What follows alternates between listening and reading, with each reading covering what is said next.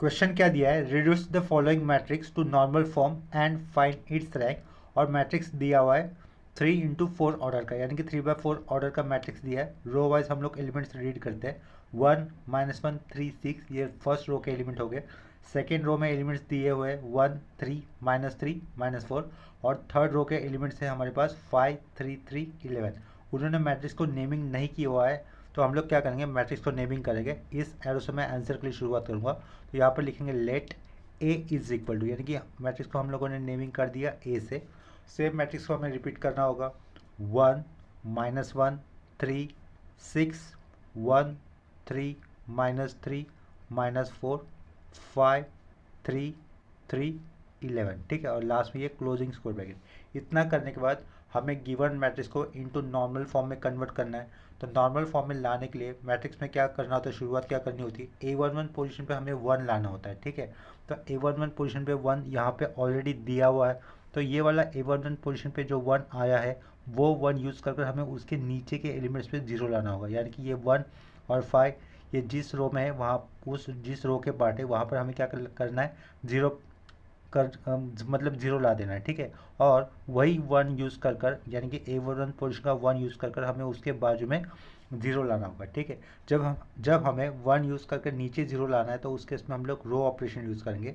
और जब हमें A11 पोजीशन का 1 यूज़ कर साइड में 0 लाना है तो उस केस में हम लोग कॉलम ऑपरेशन यूज़ करेंगे, ठीक है। इतना समझ में आ गया। अभी देखो ये वाला 1 सेकेंड रो का पार्ट है, तो 1 -1 करेंगे तो यहाँ पर 0 हो जाएगा, ठीक है। ये 1 सेकेंड रो का पार्ट है, तो क्या लिखेंगे हम लोग, सिंपली R2 लिखेंगे। माइनस करना होगा, -1 ही करना है तो 1 अलग से लिखने की ज़रूरत नहीं है।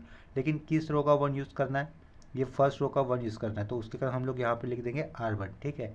फिर कॉमा दे दिया। ये 5 किस रो का पार्ट है, थर्ड रो का पार्ट है, तो यहाँ पे आएगा R3। 5 - 5 करेंगे तो काम हो जाएगा, तो यहाँ पर हम डायरेक्टली -5 लिख दिया।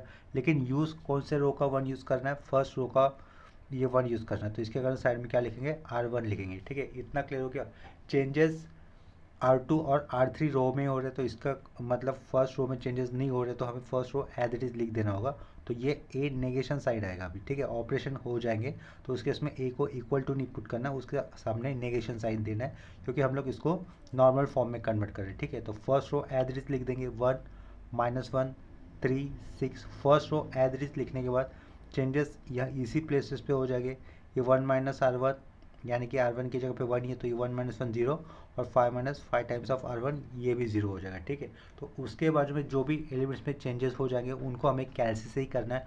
भले नंबर कितने भी सिंपल लगेंगे, आप लोग उसको ओरली मत करना या फिर माइंड में मत करना, कैलसी से ही करो, ठीक है। तो देखो यहाँ पर क्या लगेगा, R2 - R1।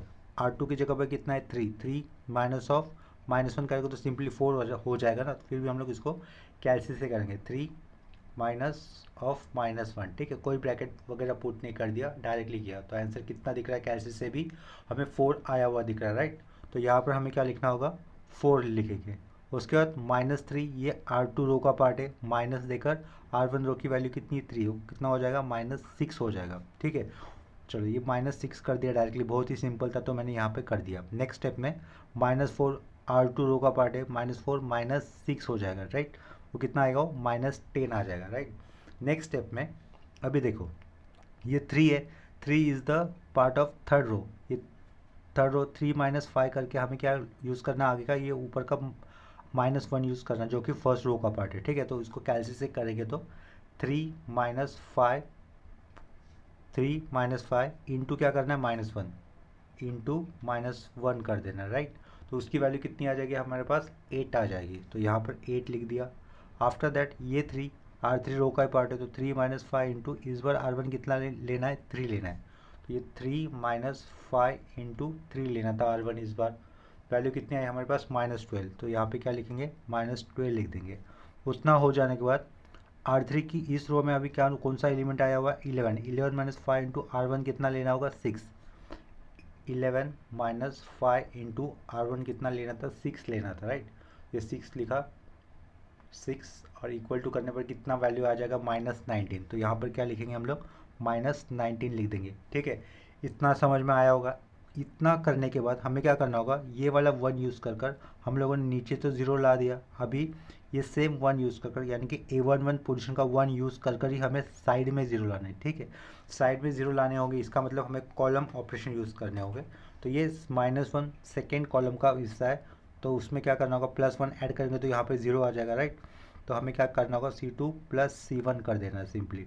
इसके बाद ये कॉमा दे दिया, तो उसके बाद ये 3 थर्ड कॉलम का पार्ट है, क्या कहा, ये 3 थर्ड कॉलम का पार्ट है। 3 - 3 करेंगे तो काम हो जाएगा, लेकिन पहले वाले कॉलम का 1 यूज़ करना है। इसके कारण हमें क्या लिखना होगा, C3 - 3 times of C1 use करना होगा। उसी तरीके से हमें फोर्थ कॉलम के लिए क्या करना होगा, 6 - 6 करेंगे तो काम हो जाएगा, पर हमें फर्स्ट कॉलम का 1 यूज़ करना है। इसके कारण हम लोग क्या लिखेंगे, C4 - 6 टाइम्स ऑफ C1, ठीक है। तो ये -1, 3 और 6 इन जगह पे हमें 0 0 0 मिल जाएगा। तो लेफ्ट साइड में ये A लिख कर नेगेशन साइन दे दिया। फर्स्ट कॉलम चेंज नहीं होगा तो वो एज इट इज़ 1 0 0 0 0 0, ये एलिमेंट 0 0 हो जाएंगे। फर्स्ट रो में ये तीनों एलिमेंट 0 हो जाएंगे, और यहाँ पर कोई चेंजेस नहीं हो रहेंगे, ये एज इट इज़ रहेगा। 4 8 -6 -12 -10 और ये -19, ये नंबर्स एज इट इज़ रहेंगे, ठीक है। इतना करने के बाद हमें क्या करना होगा, ये जो सेकेंड कॉलम दिख रहा है ना, सेकेंड कॉलम को छोटा करने के लिए हम लोग उसको 1/4 से इंटू कर देंगे। उसी तरीके से थर्ड कॉलम में भी उनको छोटा करने के लिए हम लोग उसको -1/6 से इंटू कर देंगे, ठीक है। तो देखो यहाँ पर क्या लिखा, C2 इंटू 1/4 कर दिया, और C3 इंटू क्या किया, -1/6 कर दिया। तो चेंजेस कौन से कॉलम में होंगे, C2 और C3 कॉलम में ही चेंजेस होंगे, पहला और आखिरी वाला कॉलम चेंज नहीं होगा। तो ये A नेगेशन दे दिया, ओपनिंग स्क्वायर ब्रैकेट 1 0 0, इसके बाद ये क्या रहेगा, 0 1 2 0 1 2, और ये वाला कॉलम एज इट इज रहेगा 0 -10 और ये -19, लास्ट में क्लोजिंग स्क्वायर ब्रैकेट, ठीक है।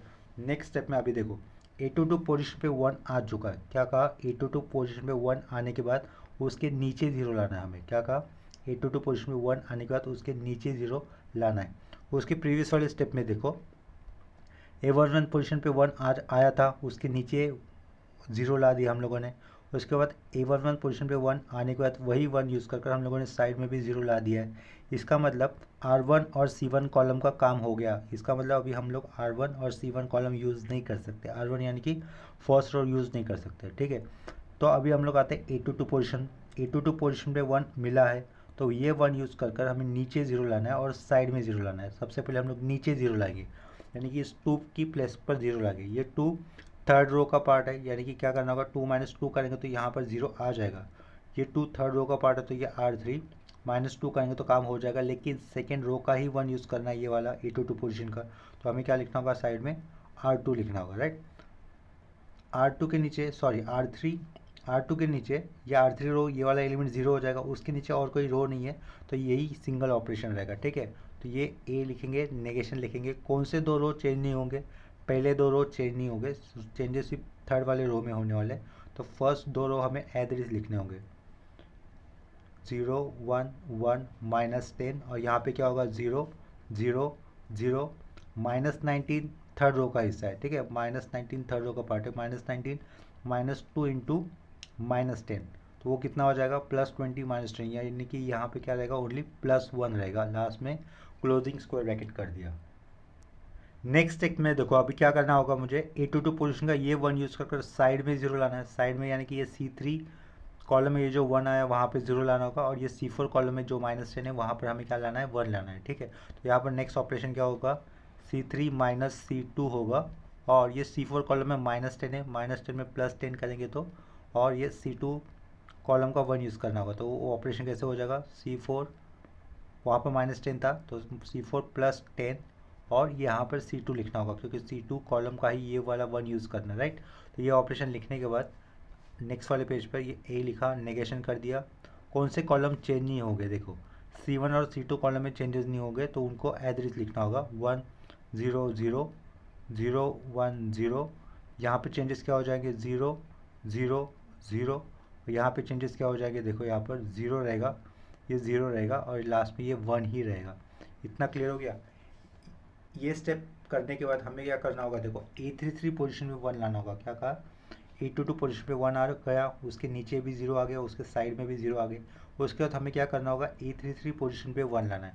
अभी A33 पोजीशन में 1 कैसे आएगा, simply C3 replace by C4 करने पर, ठीक है। क्या करेंगे हम लोग, C3 कॉलम को C4 कॉलम से रिप्लेस करेंगे तो हमें A33 पोजीशन पे 1 मिल जाएगा। तो नेक्स्ट स्टेप ऐसा रहेगा C3 interchange bye C4, right. तो C3 इंटरचेंज बाय C4 करने पर A नेगेशन देना है हमें। कौन से कॉलम एज इट इज लिखने, first 2 columns as it is लिखने, 1 0 0 0 1 0 0 0 1 और लास्ट में क्या रहेगा 0 0 0, ठीक है। तो यहाँ पे देखो तीनों रोज में क्या कहा, तीनों रोज में एक एक एलिमेंट्स तो है, यानी कि एटलीस्ट 1 1 तो आया हुआ है ना तीनों रो के अंदर। पहले रो के अंदर भी 1 है, दूसरे रो के भी अंदर 1 है कहीं ना कहीं, और तीसरे रो के अंदर भी 1 है कहीं ना कहीं। देयरफॉर इस मैट्रिक्स का रैंक कितना हो जाएगा, 3 हो जाएगा, राइट। और ये वाला जो भी आया है वो है नॉर्मल फॉर्म, नॉर्मल फॉर्म को कैनोनिकल फॉर्म भी कहते हैं, ठीक है। तो हम लोग यहाँ पे लास्ट स्टेटमेंट में क्या लिख सकते हैं, here rank of matrix is 3, here rank of matrix is 3, ठीक है। इतना समझ में आ गया। नॉर्मल फॉर्म को ही कैनोनिकल फॉर्म भी कहते हैं। तो नॉर्मल फॉर्म में मैट्रिक्स लाना मतलब एक्चुअली क्या करना होता है, ये हम लोगों ने फर्स्ट लेक्चर में सीखा था, ठीक है। तो ये हमारा थर्ड लेक्चर है जिसमें हम लोग reduction of a matrix into normal form and find its rank in concept के ऊपर कुछ प्रैक्टिस हम कर रहे हैं। तो सेम कंसेप्ट के ऊपर अभी हम लोग और एक आखिरी फाइनल सम करेंगे और नेक्स्ट लेक्चर में हम लोग दूसरा कंसेप्ट सीखेंगे। नेक्स्ट क्वेश्चन में क्या दिया है, reduce the following matrix into normal form and find its rank. उन्होंने मैट्रिक्स को नेमिंग नहीं किया हुआ है और मैट्रिक्स के अंदर एलिमेंट्स क्या दिए हुए हैं देखो, 0 1 -3 -1 1 0 4 3 3 1 0 2 और 1 1 2 0। ये 4x4 ऑर्डर का स्क्वायर मैट्रिक्स है या फिर 4 ऑर्डर का स्क्वायर मैट्रिक्स, ठीक है। तो सबसे पहले हम लोग मैट्रिक्स को नेमिंग करेंगे। इस एरो से मैं आंसर की शुरुआत करूँगा। लेट मैट्रिक्स को नेमिंग हम लोग ए अल्फ़ाबेट से कर देते हैं। ए इक्वल टू रो वाइज लिखना है मुझे एलिमेंट्स को, 0 1 -3 और -1। देखो कोई भी मैट्रिक्स रॉन्ग होने के चांसेस कब रहेंगे, जब हम लोग उसके गिवन एलिमेंट्स हम लोग आगे प्रोसीड करते वक्त रॉन्ग लिख सकते हैं, ठीक है। तो हमें देखना होगा कि एलिमेंट्स हम लोगों ने सही लिखे कि नहीं, ये उसको हमेशा क्रॉस चेक करना होगा, ठीक है। तो नेक्स्ट रो क्या लिखना है, 1 0 4 3। इसके बाद के एलिमेंट्स रहेंगे अपने 3 1 0 2 और उसके बाद एलिमेंट्स आएंगे 1 1 2 0, ठीक है। तो मैट्रिक्स को हम लोगों ने यहाँ पे नेमिंग कर दिया और सेम मैट्रिक्स फिर से लिख दिया। इतना करने का तो हमारा फर्स्ट स्टेप क्या होता है, ये A11 पोजीशन जो भी होती है वहाँ पर हमें 1 लाना होता है। तो यहाँ पर 1 हम लोग दो तरीके से ला सकते हैं। पहले कैसे, R1 row replace by R2 रो या फिर C1 column replace by C2 column, ठीक है। तो इन दोनों में से हमारे पास कोई भी एक ऑप्शन हो सकता है। तो मैं क्या कर देता हूँ, C1 कॉलम को C2 कॉलम से रिप्लेस कर देता हूँ, ठीक है। तो यहाँ पे क्या लिखा, C1 column interchange bye C2 column, ठीक है। इसका मतलब C1 कॉलम को रिप्लेस किससे करना है, सिंपली C2 कॉलम से कर देना है। तो देखो नेक्स्ट स्टेप कैसे रहेगी हमारी, ये A इक्वल टू नहीं आएगा, अभी नेगेशन आ जाएगा। First column replace by C2 column यानी कि 1 0 1 1। सेकेंड कॉलम अभी 0 1 3 1। Third column as it is -3 4 0 2 और फोर्थ कॉलम भी एज इट इज -1 3 2 0 और लास्ट में closing square bracket. Next step में क्या करना होगा, देखो अभी A11 पोजीशन पे तो 1 आ चुका है अपने पास। तो A11 पोजीशन में जो 1 आया है वो यूज़ करके हम लोग पहले नीचे के एलिमेंट्स पे 0 लाएंगे। यानी कि देखो ये 1 यूज़ कर हमें नीचे के एलिमेंट्स पे 0 लाना है, यानी कि यहाँ पर भी 0 लाना है और यहाँ पर भी 0 लाना है। ये वाला 1 थर्ड रो का पार्ट है और ये वाला 1 फोर्थ रो का पार्ट है। तो हमें क्या करना होगा, सिंपली R3 - R1 करना होगा और यहाँ पर 0 लाने के लिए R4 - R1 करना होगा, ठीक है। इतना समझ में आया होगा। तो देखो यहाँ पर R3 - R1 करना है और यहाँ पर क्या करना है, R4 - R1 कर देना है। फर्स्ट रो में कोई चेंजेस नहीं होंगे और सेकेंड रो पे यहाँ पर तो 0 है, तो इसके कारण कोई ऑपरेशन करने की ज़रूरत नहीं पड़ी, ठीक है। तो देखो A नेगेशन पुट कर दिया, उसके बाद ये opening square bracket, first row will be as it is, तो 1 0 -3 -1। ये क्लोजिंग स्क्वायर ब्रैकेट कर दिया यहाँ पर। Second row as it is रहने वाला है 0 1 4 3। इसका बाद यहाँ पर 0 होगा, वो कैसे हो जाएगा, R3 - R1 करने पर। तो ये क्या रहेगा, 3 - 0 0 3 - 0 3 रहेगा, 0 माइनस ऑफ -3 ये 3 हो जाएगा और ये 2 - ऑफ -1 ये क्या हो जाएगा, 3 हो जाएगा, राइट। नेक्स्ट स्टेप में अभी देखो, ये 1 माइनस जीरो करेंगे तो ये कितना रहेगा, 1 ही रहेगा, यहाँ पे 0 हो जाएगा। 2 माइनस ऑफ माइनस 3 ये कितना हो जाएगा, 5 हो जाएगा, और ये 0 माइनस ऑफ माइनस 1 ये +1 होगा, ठीक है। नेक्स्ट स्टेप में यहाँ पे 1 यूज़ कर हम लोगों ने नीचे के सारे एलिमेंट 0 ला दिए। अभी ये 1 यूज़ कर हम लोग को साइड में 0 लाना है। साइड में 0 लाना है, इसका मतलब हमें कॉलम ऑपरेशन यूज़ करने होंगे, ठीक है। तो यहाँ पर तो ऑलरेडी 0 है, तो यहाँ पे कुछ काम नहीं होगा। -3 C3 कॉलम का पार्ट है, तो -3 में +3 ऐड कर दिए गए तो हमारा काम हो जाएगा, यानी कि यहाँ पे 0 आएगा। लेकिन C1 कॉलम का 1 यूज़ करना है, तो उसके कारण यहाँ पे क्या लिखना होगा, देखो C3 -3 वहाँ पर, C3 इस प्लेस पे, -3 +3 करने पर 0 आएगा, तो ये +3। लेकिन कॉलम कौन से कॉलम का 1 यूज़ करना है, पहले कॉलम का 1 यूज़ करना है, इसके कारण यहाँ पे क्या लिखा, C1 लिखा। और इस -1 की प्लेस पर भी 0 लाना है। ये -1 C4 कॉलम का हिस्सा है, तो -1 +1 करेंगे तो काम हो जाएगा, यानी कि क्या लिखेंगे हमने यहाँ पर, C4 + C1 लिख देंगे, ठीक है। इतना क्लियर हो गया। तो नेक्स्ट जो चेंजेस होंगे वो हमें लिख देने, A negation, first column as it is लिख देना है, सेकेंड कॉलम भी एज इट इज लिख देना है। 0 1 3 1 यहाँ पे चेंजेस हो जाएंगे, वो क्या रहेंगे, ये डायरेक्टली 0, अंदर के एलिमेंट एज इट इज रहेंगे 4 3 5, और ये वाला एलिमेंट्स पे भी यहाँ पे 0, और अंदर के एलिमेंट्स एज इट इज रहेंगे 3 3 1, और लास्ट में क्लोजिंग स्क्वायर ब्रैकेट, ठीक है। ये वाले स्टेप में हम लोगों ने क्या किया, देखो A11 पोजीशन पे 1 है, उसके नीचे के सारे एलिमेंट 0 है। A11 पोजीशन पे 1 है और उसके साइड के सारे एलिमेंट 0 है, तो इसका मतलब अभी हम लोग R1 ये रो और ये C1 ये कॉलम यूज़ नहीं कर सकते। क्यों? क्योंकि A11 पोजीशन के नीचे के सारे एलिमेंट 0 हो चुके हैं और A11 पोजीशन के साइड में सारे एलिमेंट 0 हो चुके हैं। तो यही प्रोसीजर हमें आगे प्रोसीड करना होता है, डायगोनली जाना होता है। इसका मतलब अभी हम लोग A22 पोजीशन पे 1 लाएंगे, नगर नहीं है तो यहाँ पर ऑलरेडी आया हुआ है, ठीक है। तो वो अच्छी बात है, हमारे लिए कैलकुलेशन या फिर सिंप्लीफिकेशन थोड़ा सा कम हो जाएगा, राइट। तो यहाँ पर A22 पोजीशन पे जो 1 है वो 1 यूज़ कर हमें नीचे 0 लाने, नीचे 0 लाने के बाद A22 पोजीशन का ये जो 1 है वो यूज़ कर हमें साइड में 0 लाने। जब नीचे 0 लाने की बात होती तो उसके इसमें हम लोग रो ऑपरेशन यूज़ करेंगे। ये 3 थर्ड रो का हिस्सा है, तो 3 - 3 करेंगे तो अपना काम हो जाएगा। लेकिन किस रो का 1 यूज़ करना है, सेकेंड रो का, राइट। तो ये 3 थर्ड रो का पार्ट है, तो ये R3 -3 टाइम्स ऑफ क्या लिखना है, हमें R2 लिखना है। ये 1 फोर्थ रो का पार्ट है, तो हम लोग क्या करेंगे, सिंपली R4 - R2 कर देंगे, ठीक है। तो देखो ए लिखा, नेगेशन लिखा, कौन से रो में चेंजेस नहीं होने वाले, फर्स्ट 2 रो में चेंजेस नहीं होंगे, क्योंकि यहाँ पर R3 और R4 ही लिखा है ना लेफ्ट साइड में। तो इसका मतलब R3 और R4 रो में ही चेंजेस हो गए, तो पहले 2 रो में चेंजेस नहीं होने वाले। तो पहले 2 रो हमें एज इट इज लिख देने, 1 0 0 0 0 1 4 3। सेकेंड रो में और थर्ड रो में, सॉरी थर्ड रो और फोर्थ रो में चेंजेस हो जाएंगे, राइट। यहाँ पे ये 0 0 ये तो एज इट इज लिख दिया, ये 0 0 होने वाले हैं, ठीक है, वो भी एज इट इज लिख दिया। थर्ड रो को पहले हम लोग फिनिश करेंगे। थर्ड रो में ये 3, ये वाला 3 R3 रो में आया है, ठीक है, ये वाला 3 R3 रो में आया है। तो 3 - 3 करेंगे तो काम यहाँ पे 0 हो जाएगा। लेकिन अभी R2 की जगह पे कितना वैल्यू है, 4 है। क्या कहा, अभी R2 की जगह पे वैल्यू कितना है, 4 है। तो 3 - 3 × 12 करने पर कितना आएगा आंसर, -9 रहेगा, ठीक है। इसका मतलब यहाँ पे क्या लिख देंगे हम लोग, -9 लिखेंगे। नेक्स्ट स्टेप में ये वाला 3, ये वाला 3 भी R3 रो का पार्ट है, तो 3 - 3 × R2, R2 की जगह पे कितना है 3, 3 - 3 × 3 रहेगा, तो ये कितना हो जाएगा, 3 - 9 3 - 9 कितना आएगा, -6। तो यहाँ पे क्या लिखेंगे हम लोग, सिंपली -6 लिख देंगे। उसके बाद ये वाला 5, ये वाला 5 R4 रो का पार्ट है, तो ये 5 यहाँ पर आएगा, 5 - R2 कर देना है, तो 5 - 4 करेंगे तो कितना आएगा, यहाँ पर 1 आ जाएगा। और ये 1 R4 रो का पार्ट है, तो 1 माइनस कितना करना है, मुझे 3 करना है, तो 1 - 3 करने पर कितना आएगा, -2 आ जाएगा। लास्ट में ये closing square bracket. Next step में ये वाला 1 यूज़ कर हमें साइड में 0 लाना है, साइड में 0 यानी कि कॉलम ऑपरेशन यूज़ करने होंगे। ये फोर्थ C3 कॉलम का हिस्सा है, तो क्या करेंगे हम लोग, C3 - 4 करेंगे तो यहाँ पे 0 हो जाएगा, तो C3 - 4 लिख देंगे। लेकिन कौन से कॉलम का 1 यूज़ करना है अभी, सेकेंड कॉलम का, तो यहाँ पे क्या आएगा, C2 आएगा।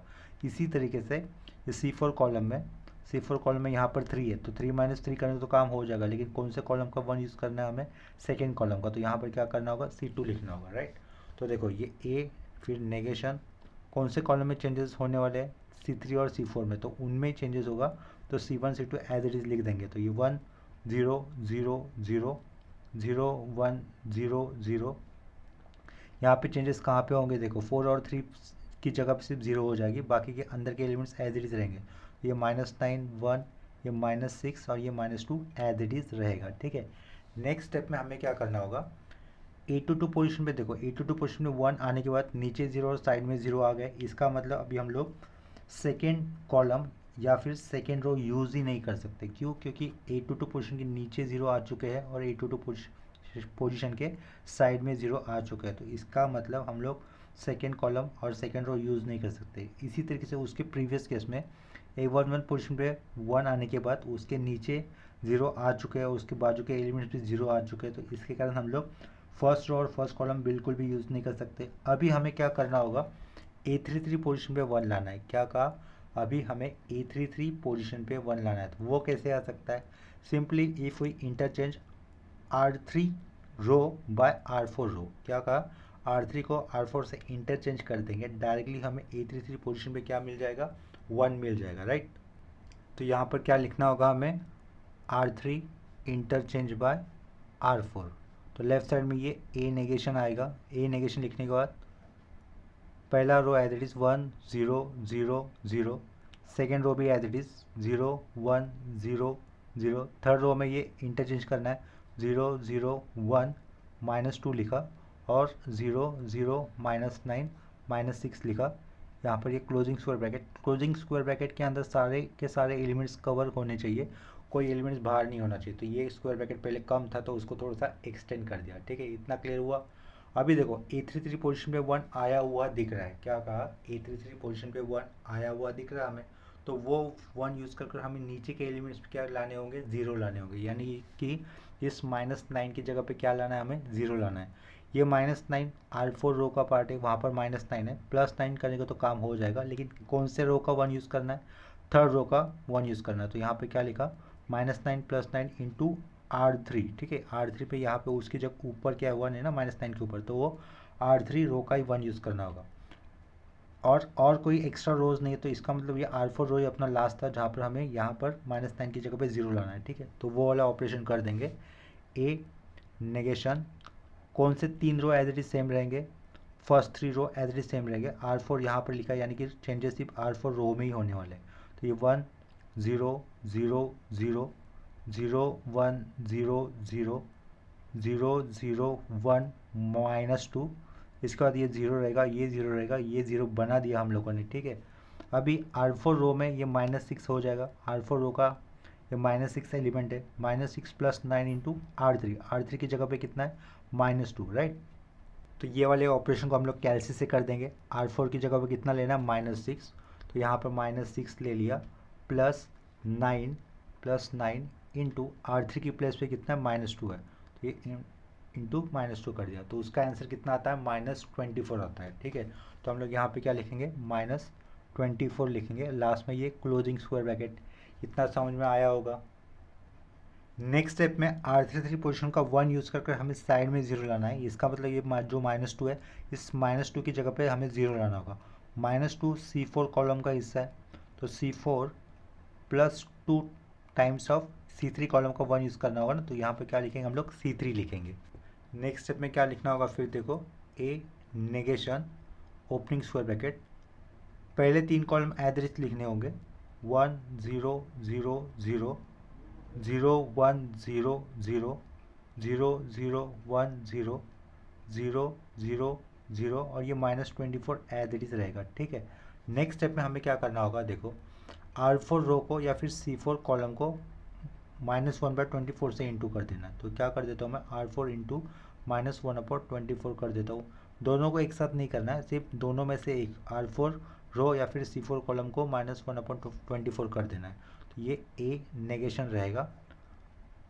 पहले 3 रो एज इट इज रहेंगे, 1 0 0 0 0 1 0 0 0 0 1 0 0 0 0 1, ठीक है। ऐसे चेंजेस हो जाएंगे।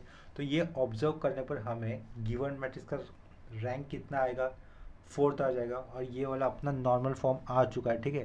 तो लास्ट में हमें सेंटेंस क्या लिखना होगा, therefore rank of given matrix is, given matrix is how much, 4, ठीक है। क्योंकि हमें चारों के चारों डायगोनल एलिमेंट्स पे 1 आ गया है, इसका मतलब the rank of the given matrix is 4। तो reduction of a matrix into normal form and find its rank, इस कंसेप्ट के ऊपर ये हमारा थर्ड लेक्चर था या फिर थर्ड वीडियो था, ऐसा आप लोग कह सकते हो। ठीक है, तो नेक्स्ट लेक्चर में हम लोग कुछ नया कंसेप्ट सीखेंगे।